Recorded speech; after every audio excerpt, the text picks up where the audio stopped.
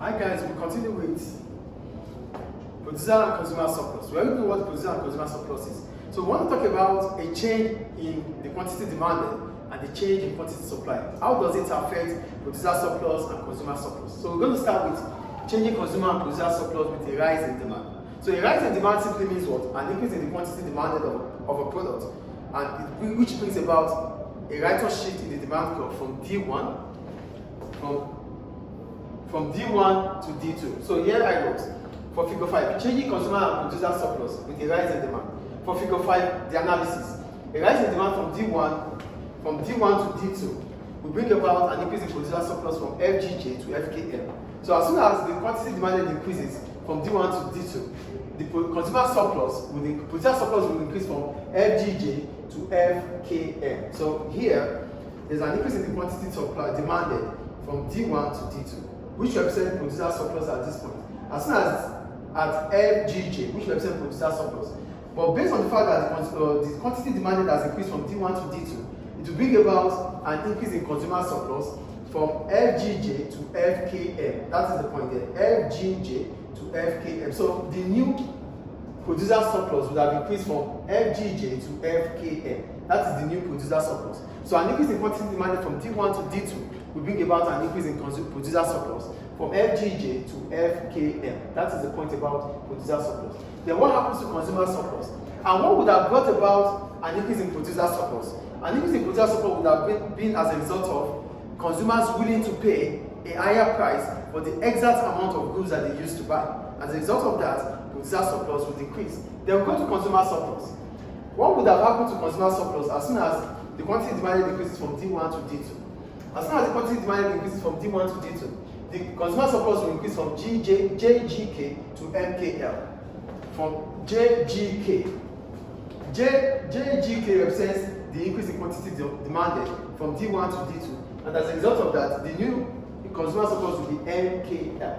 So from JGK to MKL. So these are our new consumer surplus from D1 to D2.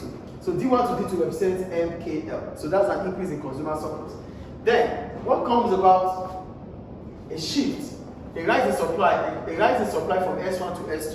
A rise in supply would have been as a result of an increase in the quantity demanded for the product. So what happens to producer surplus and consumer surplus? I'm going to read anyway. A rise in supply from S1 to S2 increases producer surplus. Meanwhile, before we go into producer surplus due to supply, here it is about a rise in demand. So a rise in demand will bring about an increase in producer surplus, an increase in consumer surplus.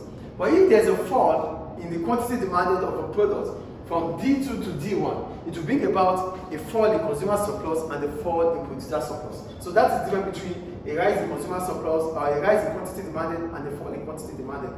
A rise in quantity demanded will increase consumer surplus and will increase producer surplus, while a fall in quantity demanded will reduce consumer surplus and reduce producer surplus. That is demand. Then we go to supply. So a rise in supply in figure 6 here. A rise in supply represented in figure 6 will bring about an increase in the quantity supply, which will shift the supply curve rightward from S1 to S2. As soon as the supply curve shifts rightward from S1 to S2, the new producer surplus will be from JKH to FGM. So it's going to be from JKH to FGM. So the new consumer producer surplus will be FGM. FGM represents the new producer surplus. Then what happens to consumer surplus at that point in time? Consumer surplus will increase from HKL to MGL. From HKL, this is the previous consumer surplus, HKL. Now the new consumer surplus will be MGL. MGL will increase consumer surplus. Before now, it is between this. Now, because there's an increase in quantity supply, it will increase from MGL. So it's MGL. That is the new consumer surplus. And what brings about this? I wrote, a rise in supply from S1 to S2 increases producer surplus from JKH to FGM, which we already talked about. JKH to FGM. As this indicates a higher equilibrium output and a lower price. A higher equilibrium output because the output has increased based on the fact that supply curve has shifted rightward from S1 to S2. It means output has increased from OA to OB. Output has increased from OA to OB, but at a reduced price to M. As a result of that, producers are able to increase their output and lower their price. So because they are able to increase their output and lower their price, it means they're going to have an increase in producer surplus at FGM. So that at FGM. So this is the producer surplus. What means about FGM? An increase in FGM based on the fact that GKH is at OA. So an OA will bring about FGKH. Now that there's an increase in quantity supply from S1 to S2, the output has increased from OA to OB.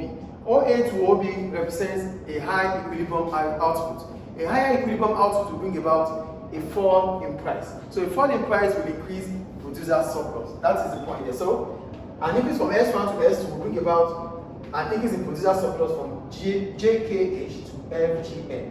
As this indicates a higher equilibrium output, which I just explained. A higher equilibrium output, which is from OA to OB. Higher equilibrium output from OA to OB. That's our higher equilibrium output. Then there's a lower price. So for consumer surplus, it will increase from HKL to MGL. HKL to MGL.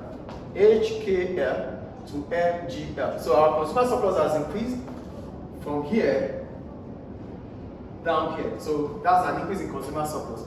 So therefore, when we talk about demand and supply, an equilibrium, an increase in the supply curve from S1, an increase in the supply curve from S1 to S2 will bring about an increase in consumer surplus and producer surplus.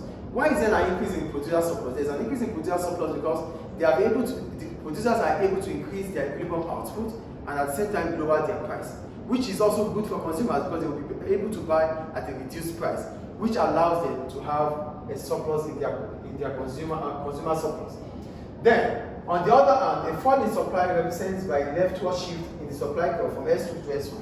So if there's a fall in the supply curve from S2 to S1, it will bring about a fall in both consumer surplus and producer surplus. So that is all about changes in consumer surplus and changes in producer surplus.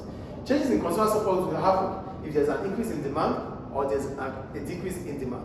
Changes in producer surplus and consumer surplus will also happen or will occur if there's an increase in quantity supply or a fall in quantity supply. An increase in quantity demanded will increase the consumer surplus and producer surplus. A fall in quantity demanded will reduce producer surplus and consumer surplus. A rise in quantity supply will increase consumer surplus and producer surplus. A fall in quantity supply will reduce consumer surplus and producer surplus. So that ends chapter 11, I think. That ends chapter 11, which is market equilibrium. Thank you.